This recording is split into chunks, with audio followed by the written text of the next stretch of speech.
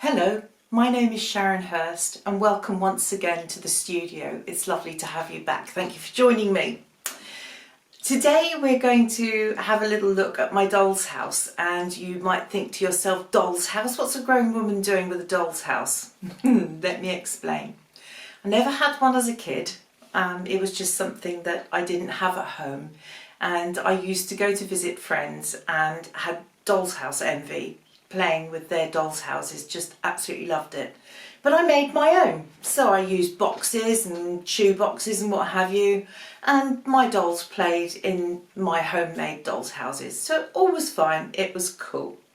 Now, all of my life I have crafted and I have arted and fiddled and faffed, and you reach a stage where your walls are full and your sofas are full of cushions and you've given away loads, and your friends and your family are all thinking, oh, I wonder what I'm going to get this Christmas. And you have to sort of diversify. So this is where I went from here. And it started off by going with a friend to a Saturday morning adult education set at a local school. And we used to do things every now and again just to top up our education and to learn something new. And this particular event was miniature embroidery. My friend is she's just, I can't explain, her work is gorgeous and she's always embroidered and worked, and I went with her, thought, oh, I could learn something new. And we trundled along and it was just amazing, absolute eye-opener. We were sewing teeny tiny little things, and it soon became obvious that they would be perfect for dolls' houses. She had a doll's house at this stage, I didn't. And we met a whole group of women who were all seriously into this hobby, and I sat there thinking, oh, maybe I might like to join this. I quite fancy a doll's house of my own now.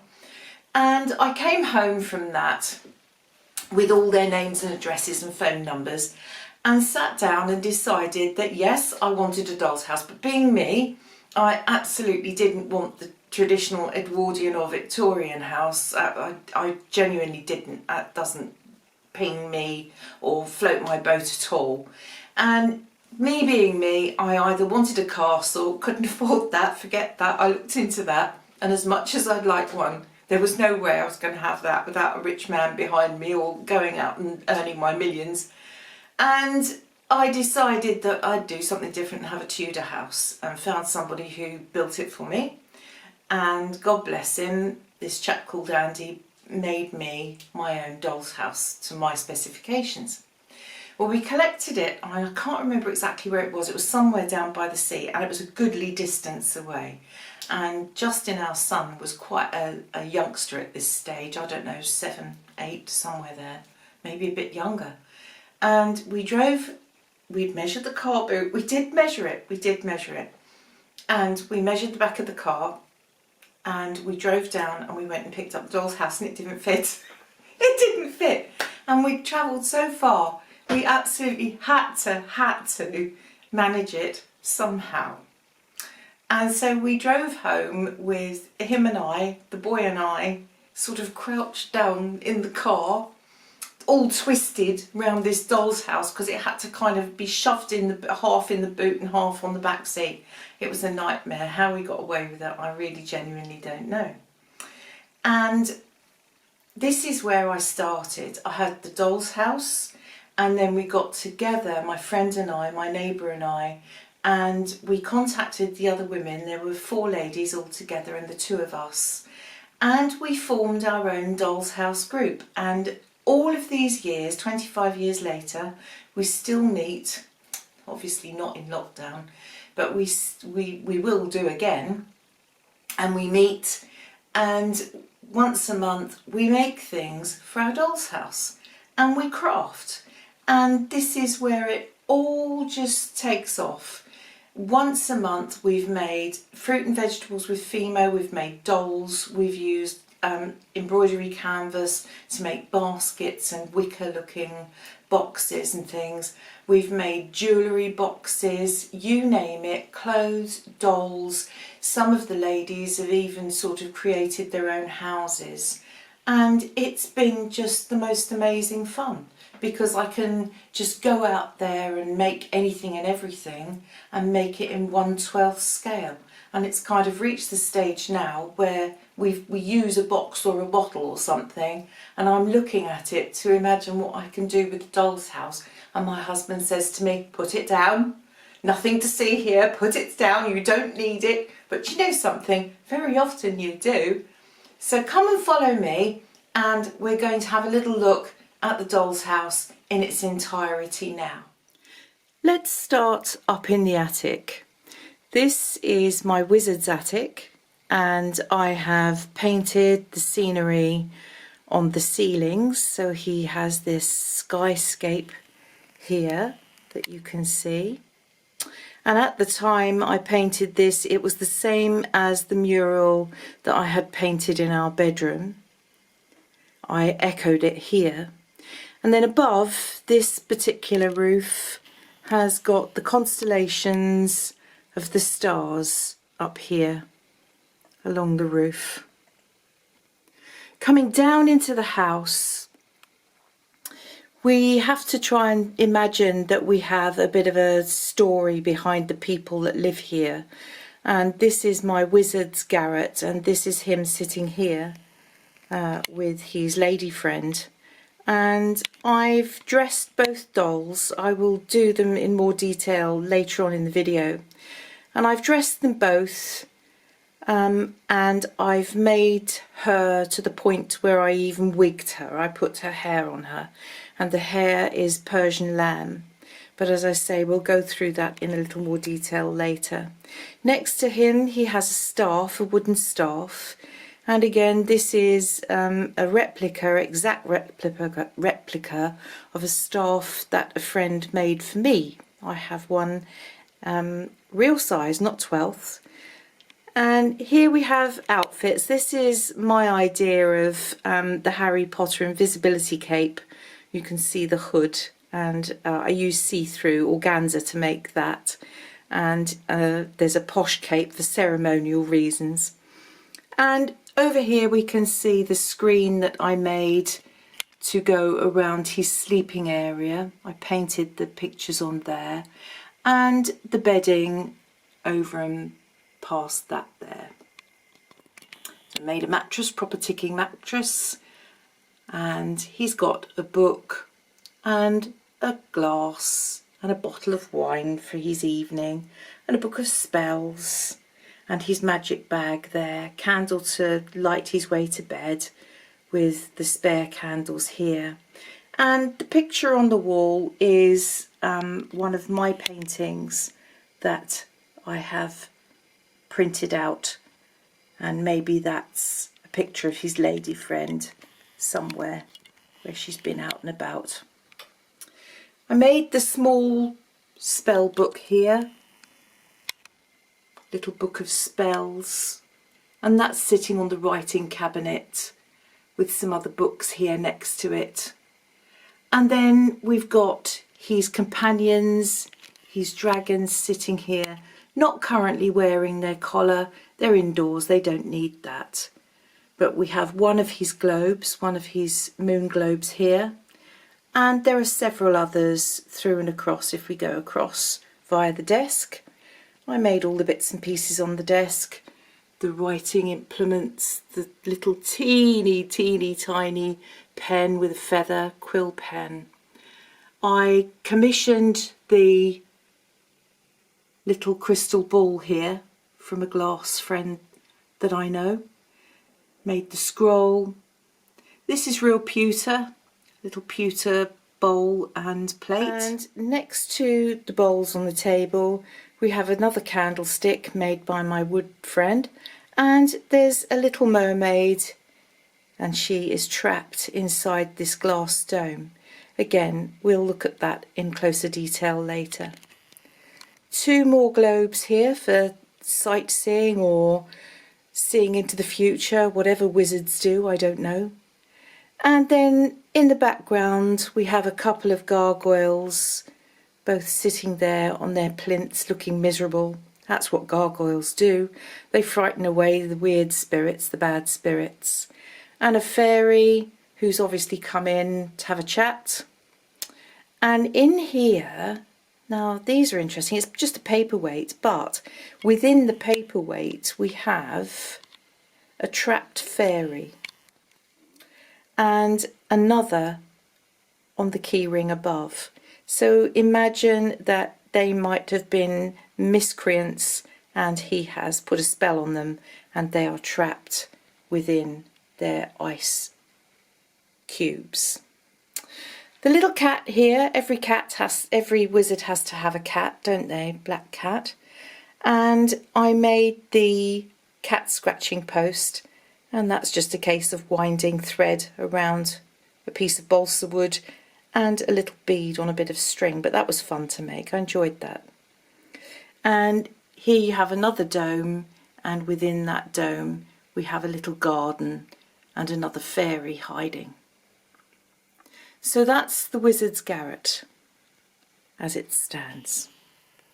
One of my favourite places to play. If we come down a room, we're here in the entertainments room, all sorts of bits and pieces going on here, music and a desk to write and the computer.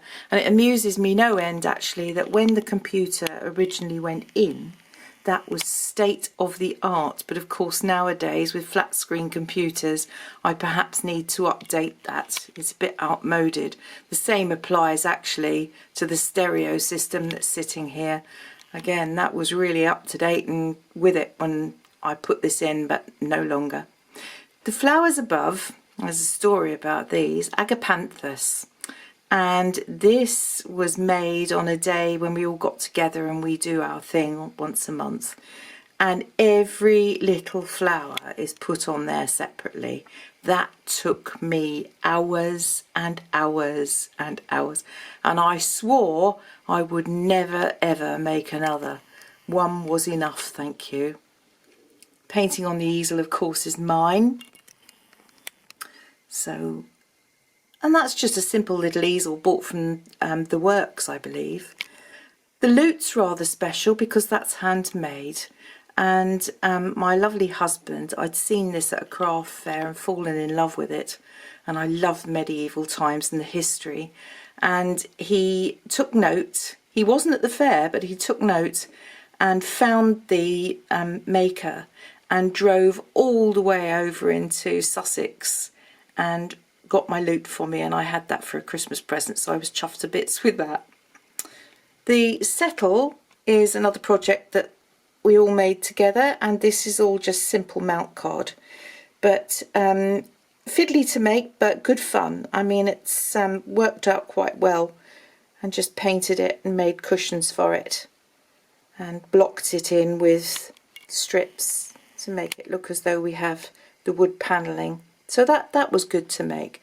Made the footstool, and this is my own cross stitch here, the mat. So in, I think that's 27 count Ida, so yes, very fine, very, very fine.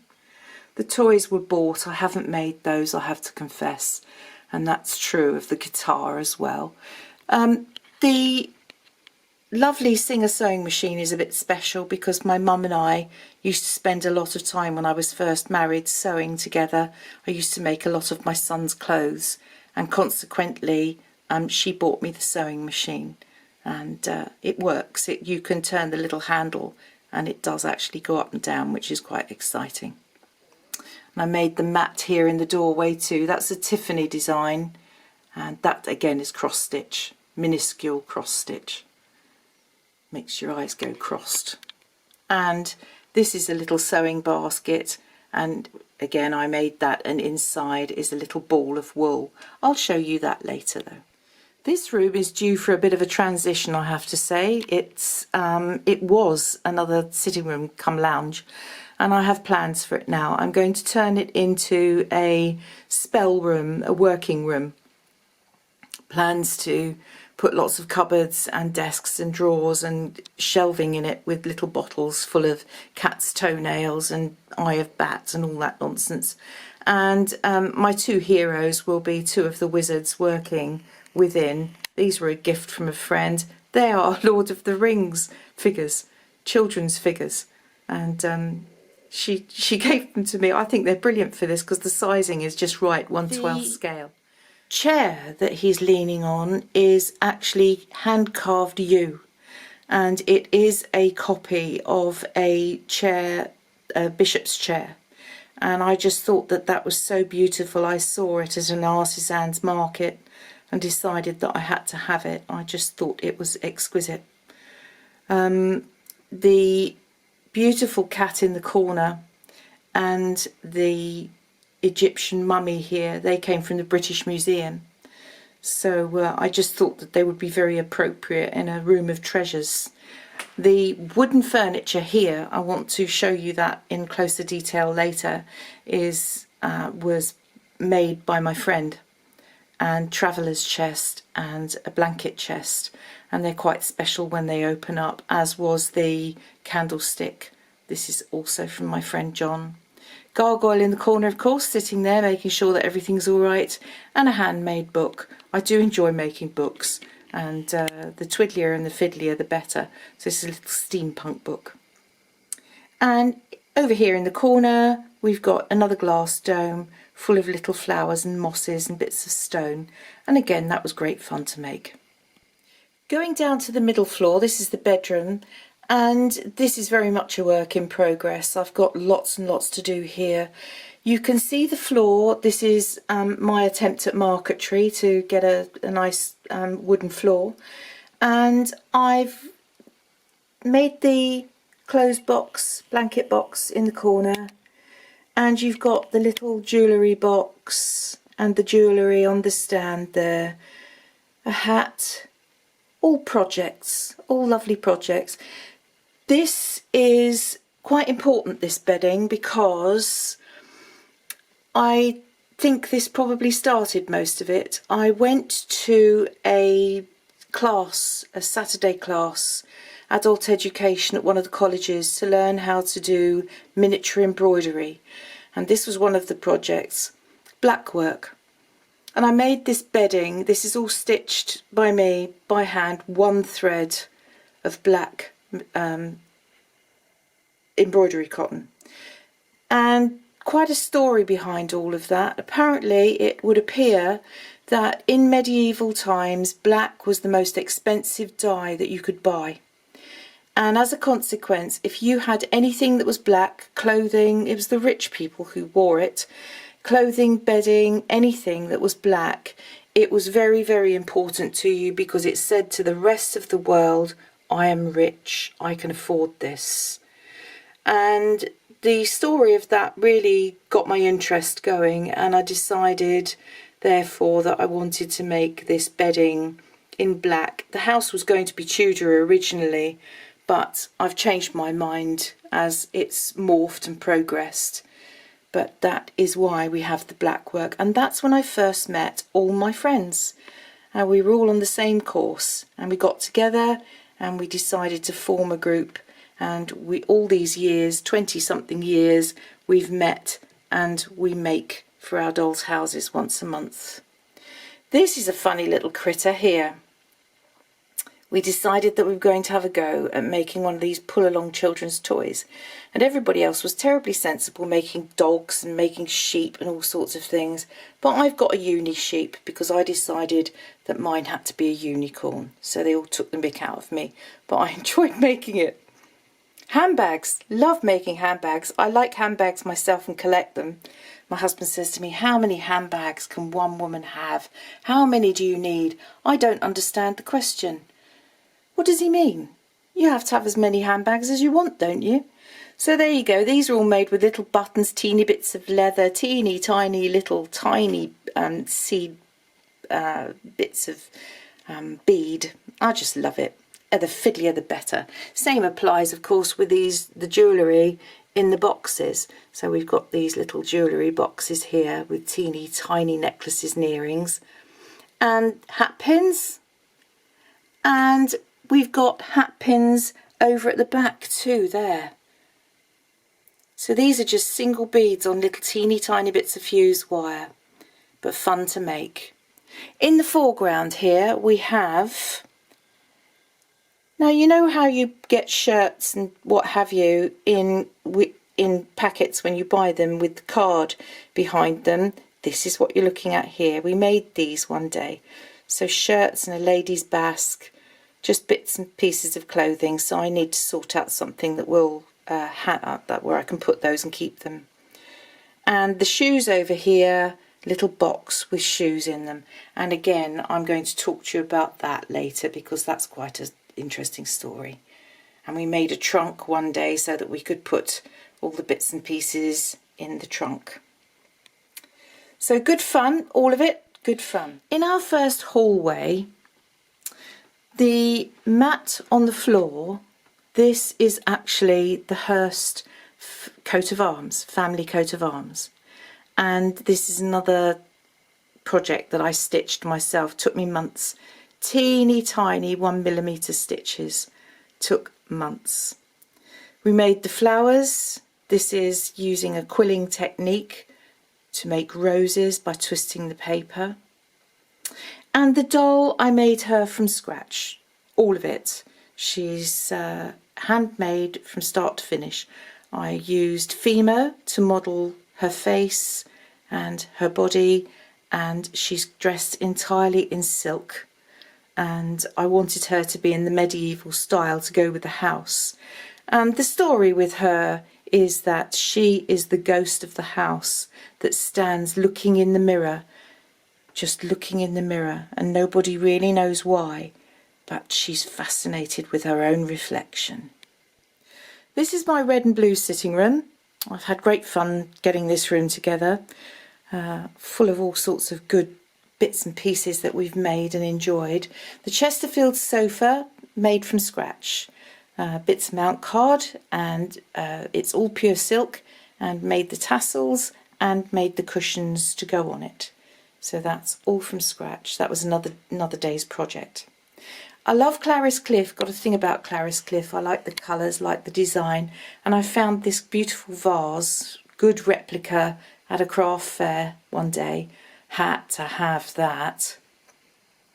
Made the chairs with the coat of arms on them so that the house has an identity. And the paintings on the wall, they are replicas of my pictures, my own paintings. I've just printed them out, teeny tiny. And you can see how big it all is or how little it is. There's my hand reflected in the mirror. How funny. Bags, these were gifts from friends for a birthday for myself. And a little box of chocolates. She made a box of chocolates and a bag with some flowers in it. There's the card with my name on it. And a box with another present. And the ladies of the house's handbag sitting down there on the floor. The dog is in front of the fire. I love the fireplace in this particular room. I just think it's beautiful. I've got an ormolu clock on the mantelpiece there. That was hand painted. That was a cross-eyed job, I might tell you, as are most of them, to be honest. And in the background there, we've got a lamp, standard lamp, again made by my wood turner friend. It's rather lovely, something a bit different, isn't it? Something a bit different. I can't make up my mind whether I want to actually cover the shade with a fabric to match the room or just leave it in wood. So that's sort of pending at the moment, to be honest with you. I don't know, I can't make my mind up. Difficult. The globe there, that is also handmade. I found that at a craft fair, at a doll's house fair as well. But I made the red box here. Haven't got anything in it yet, I'll think about that. And this was another project one day, doing the pots with moss growing up the sides and little plants inside. If we come down to the bottom floor, this is our dining room, and I wanted this to be quite traditional. As I say, originally the house was going to be Tudor until I sort of started fiddling about and changing my mind. The fireplaces and the lights and things do actually work, but at the moment it wouldn't be sensible to put them on because they'd flare with the camera and you wouldn't be able to see them too well. The fireplace here, I actually painted this myself. I marbled it myself. And above you've got a couple of Fabergé eggs. This was another project one day that we all got together and made. That was great fun. And this is one of the original projects from the original course that I went on, the miniature embroidery. So this was something else that I made way back when. The chair in the corner is again something that I bought from an artisan at a fair, and this is a library chair, so it all unfolds and becomes steps so that you can step up to get the books from the library. And over here in the little vase, these are flowers that we all made together, and they've been made with bits of fuse wire, and they've been dipped in nail varnish so that you get these little kind of fantasy flowers. And the fruit on the table, these were made, these two items, by my woodworking friend. Aren't they lovely? The fruit is stuck in the bowl, it's just perfect, love it. And another little mat that I stitched, all cross stitch. Finally we have the kitchen. And there's an awful lot of work in this room actually. It doesn't look at first sight as though there is, because of course I haven't made the kitchen cabinets, they've all been bought in. But you've got all the fruit and vegetables underneath the table, and these were all made with Fimo in our group. And the basket, the picnic basket, this has been made with embroidery canvas. Because if you wet it, it loosens the starch and you can mould it and bend it. And so we thought that we'd have a little go at making a canvas picnic basket. Little jars up on the shelf up here. And I found this delightful little teapot, this tomato teapot. I do love this. Let me just turn that round so that you can see it a little more easily. Some people who collect dolls' houses and work dolls' houses actually collect teapots. There's as big a group of collectors for this as you have with the real thing. The pots and pans over here in the kitchen and the kettle, these are all real copper. They're beautiful. Fortunately, they're all lacquered so that I don't have to fiddle about keeping them clean. And you've got the lovely china set on the dresser here. And we've got the cat sitting in the kitchen. Love Maine Coons, and I found this Maine Coon cat is sitting there with a bowl. Dog's bowl is over here, but of course the doggie's upstairs. So we made little things like the food sitting on the table here. These are all handmade, the sausages. And have you seen the cake? How's that? A lot of work in there. So this, everybody, is the grand tour. And what we'll do is we'll just look at a few more items in greater detail right now. We'll start in the attic room, I think, because for me that's the heart of the house. It's my favourite place. The place that I enjoy creating for the most. And this is a book by one of my favourite authors, Janny Wirtz, called Grand Conspiracy. It's book 2 in a series called The Alliance of Light. And having read these, it's quite a hefty series. They're all big books, 500 to 1,000 pages a piece, involving two brothers who become star-crossed and land up fighting each other. And this particular brother, I unashamedly confess, I totally and utterly fell in love with. And this, everybody, is, let me bring him in so that you can see him properly. This is Arithon, and he's a wizard. And I just was swept away by his story. One of those books you walk away and during the day you're wondering what's going to happen next. And I loved it so much that I actually started a correspondence with the author, and the two of us have talked and discussed the book. But that led me to actually creating the man himself. And here you have Arathon. And taking the book and the illustrations on the book, I have recreated him as faithfully as I have been able. So we have the man himself here, and I've tried to match the colours and work out the beading on the outfit, and I've recreated the boots. I found another picture. The thing about this lady, of course, is she is also an artist, and these are her own illustrations, so I needed to be very, very true to them. And this is Arathon, and he is the man, the wizard, who lives in the garret at the top of the house. Now he lives with this lady here, and she was a labour of love, I might tell you too. Let's bring you in a little bit more so that you can see her in detail.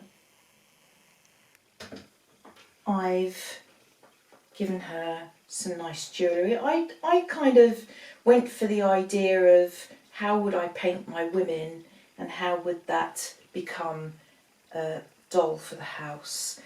She has jewellery. I like to put the leather thongs on my girls' arms when I paint them, so here we go. She's got a fur collar and the gold ring earrings here. And the hair, I have wigged her. We call this wigging, to put the hair on. I've done this myself, and this is Persian lamb. So this is that beautiful stuff that you get on cushions, sofas, on modern sofas, and you can buy it in a chunk, a 6-inch piece, and you can use it for hair. It's beautiful for hair. Her little boots, gold buckles on the side of her boots, and everything is a 12th, so it's all a 12th. And I thought that that was really just an idea there to give her a beauty spot. Painted her face myself, so I hope she's relatively pretty. But she doesn't have a name. But there she is, and she stands next to Arathon when he sits in his chair. The other doll that you would have seen in the house is this lady here. Now she is the lady that looks in the mirror. And I've made her start to finish. I made the doll herself using moulds, and I've created her face, painted her face. Let's bring you in so that you can see her a little more clearly. There we are. And she was the first doll that I wigged. And I've done her in a Tudor style, purely and simply because I wanted a doll that matched the house. And when you have something like this doll's house, you have to kind of have story behind the house so that you know where you're going with it. Otherwise none of it makes sense. And mine certainly wouldn't, because I didn't want a Tudor house, because in all honesty, Tudors didn't have an awful lot in their houses. They just didn't have a lot. And consequently, she's the ghost in the house, and her head is tilted sideways because she's looking in the mirror, and I don't know what the story is behind the reflection. Maybe you can come up with one, but she's looking in the mirror at herself. I wonder what she's thinking. This outfit is all silk. I love the noise it makes. This rustling noise, it's all shot silk. And she's got underwear on. I made her underwear. I know they probably didn't have underwear in those days, but... And her little shoes. I've decorated her shoes. And she's got the long sleeves that they would have had in Tudor times, and she's wearing a ring as well. I've put a ring on her finger. Originally, apparently, these sleeves were developed by Anne Boleyn, because Anne Boleyn had 6 fingers. she had another little finger here on her hand, and to hide it, because people were calling her a witch, she developed and designed these long sleeves so that she could hide her hands in the sleeves. How about that? Another project was this bed here. Let me turn it this way and then I can bring you in a little closer so that you can see it. Here we go. And this was a project for a day when we all got together, and we started off making the mattress. So this is all handmade, French knots here. It's all stitched in exactly the way that a proper handmade mattress would be made or would have been made. And we tried to find the fabric with the teeniest, tiniest prints on them is difficult enough on its own, to be honest. It's quite surprising because they have to fit, you know, the size and the styling. And then we've got a rather nice posh cover. And then I've made a sheet to go on top, and I just loved the pattern here. This really seemed to suit what I needed for a wizard. Seamed it all, edged it all properly, and we have a pillow, and again I've made the pillow, it's inside the pillow slip, and the pillow slip has been made properly with the tuck over here. So he's got a pillow. Then a nice blanket stitch all around the edge, because that has to be, doesn't it? And we've got a fur cover, because, you know, in this era they would have used fur. And, you know, I know we're not to wear fur coats nowadays, so here's a use for them, if nothing else. And this, a little pillow, cushion to go on top, hand stitch, cross stitch. Coming down the floor, let's look at some woodwork. This is going to be in the room that I want to turn into a kind of spell room, traveller's room, with lots and lots of interesting maps and bottles and jars. And these two were made by my wood turning friend. Oh, clever stuff. Look at this. Let's start with this. Is a Victorian travelling wardrobe chest, and when we open it up, look what he's done. Isn't that just gorgeous? All the drawers come out, so we can lift the drawers out, and I intend to fill all of those with maps and a blanket in this big one in the bottom, bits and pieces, and he's even made me little hangers to put some clothes on. So I just think this is exquisite, and in the house this will be opened like this at an angle so that you can see the beauty of the front of it. And I want to hang some clothes, make some clothes and hang them in there, and have maps and all sorts of interesting things tumbling out of here. You know, maybe even a medical kit, something like that. This lovely little chest is what he tells me it would have been a candle chest, and he's made it complete with all the beautiful little handmade hinges. He's made these. Aren't they just gorgeous? And the design on the top, beautiful. Just love it. I think he's so clever. And then if we open it up, we have a chain here to hold the lid, and you can see that I've put some maps, star maps, in the lid. But here he's even made me the candles. He's made these teeny tiny little candles, and they will stand in that box. And he's made me these tiny little candle holders. Look at this. Look at that, isn't that just sweet? And he's even burnt the end to make it look as though it's been used. This comes out,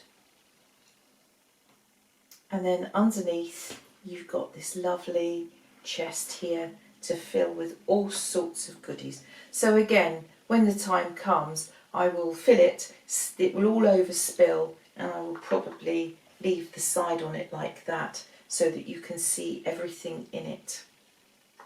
So how about that? Beautiful. Can't remember the wood. I think it's oak. I think he's made that with oak. This is what started it all originally. This was the course that I went and did on miniature embroidery, and it was black. I decided I wanted to have a go at black work, and as I explained, black was a really, really important colour.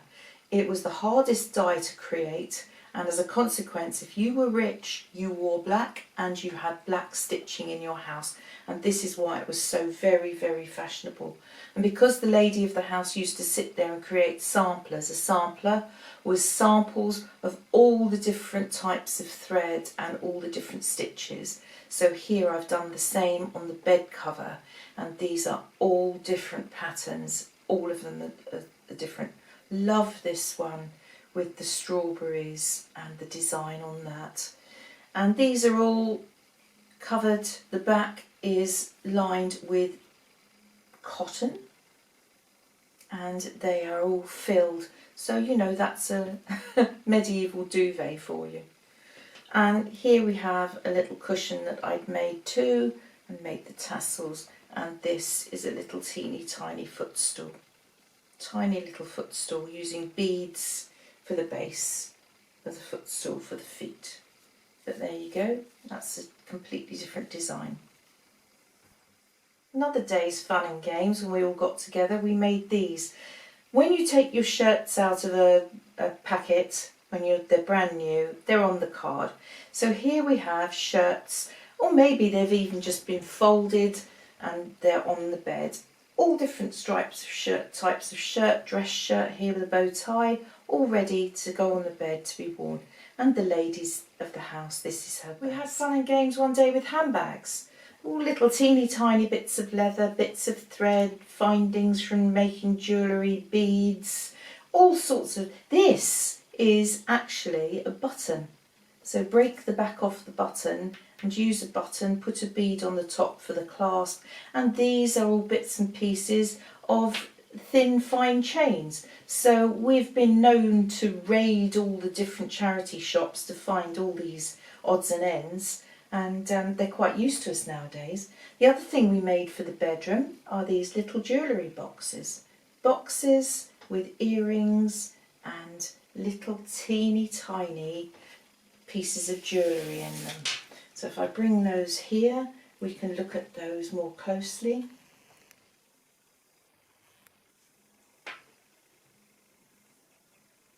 There we are.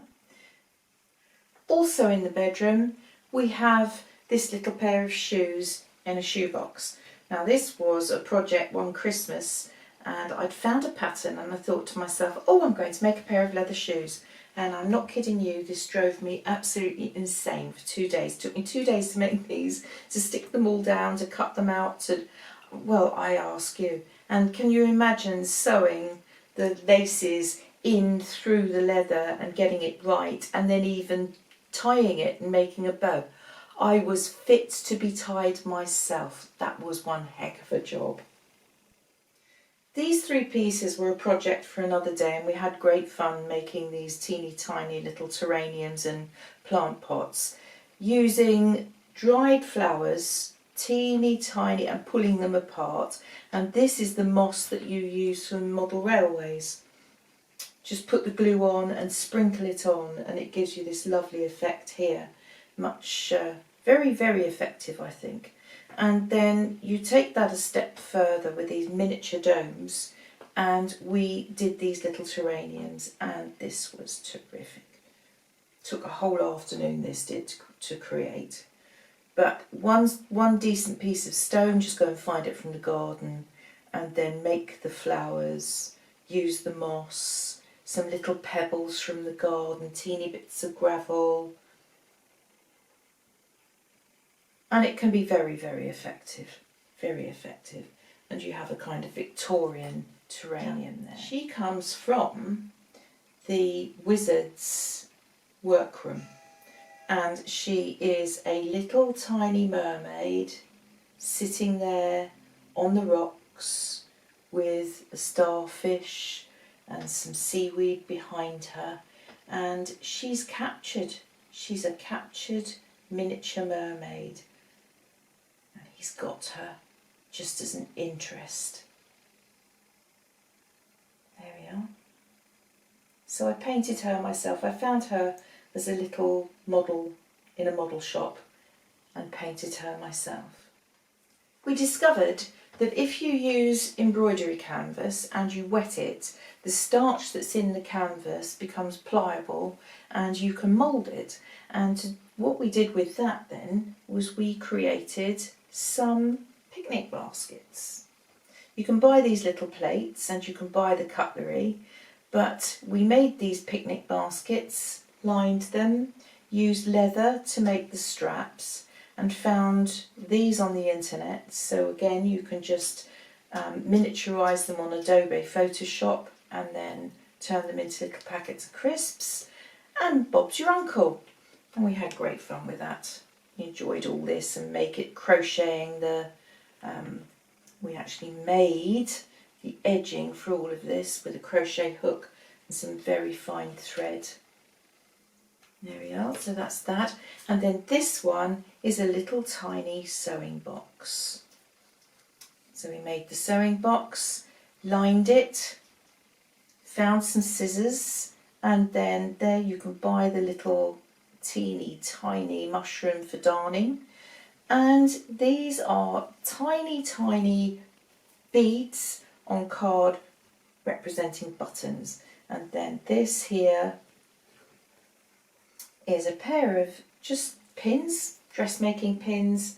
And all we've done here is knitted a little teeny bit of knitting, and you have that. I wanted to show you my handmade lute. I told you that my husband drove miles to go and find it, but it's the most beautiful thing. It has real strings on it, and when you turn it over you see the real beauty. Look at that, handmade. It's not painted, it is actually, it's veneered. Teeny tiny little pegs for the strings. I just think it's the most exquisite little thing, and I love it very much. And I love my old man very much for going and getting it for me. And food from the kitchen. So this one's bought. Somebody bought this for me for my birthday, and these we made. So here we have little cabbages and a teeny tiny cauliflower and carrots and beetroot. And we made those one morning. That was our project, and oh, it was just so much fun. So much fun. Teeny tiny fiddly bits and pieces. And finally, I love reading. It's just, I always have done. I feel that if you can read, you can research and find anything that you want in life. You can go and find it. And I love books. I know we've got Kindles and iPads, but I still love books. And for me, it's the smell and the feel and the touch. I just love it. So I've made quite a few little books for my doll's house, and this I've burnt the edges so that they look aged and old. I've lined the cover. It's made with leather, and I have decorated the cover. This is a sunstone, so it's a chance to use little bits that fall out of jewellery maybe. You know, this was a pair of earrings that fell to bits. Okay, so I can turn it into something nice in my doll's house, and a nice silk bookmark. Oh, just loved that. Made so many of them, I didn't know what to do with them. I've actually got them on my Etsy shop, so you can find that if you're interested on my Etsy shop called Touching Magic. Well, that's it really. I'd like to thank you so much for coming to visit. I've thoroughly enjoyed being able to explain this and have you with me. I hope you'll come again. I look forward to seeing you next time. Bye for now. Sharon over and out.